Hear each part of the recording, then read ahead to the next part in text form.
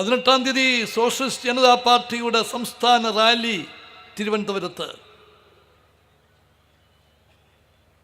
RMPയുടെ rally Kozhikode.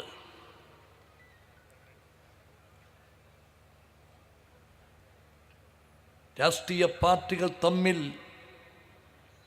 പാലിക്കേണ്ട ദൂരവും പാലിക്കേണ്ട മര്യാദയും കാറ്റിപ്പറത്തിക്കൊണ്ട് ആ ദിവസം തന്നെ ഹർത്താലിന് തിരഞ്ഞെടുത്ത് നിങ്ങളെ ബുദ്ധിമുട്ടിലാക്കിയെങ്കിൽ ആ ബുദ്ധിമുട്ടിനെ അതിജീവിച്ചുകൊണ്ട് നിങ്ങൾ അതിശക്തമായി നടത്തിയ ഈ പ്രകടനമാണ് അതിന് മറുപടി. ഞാൻ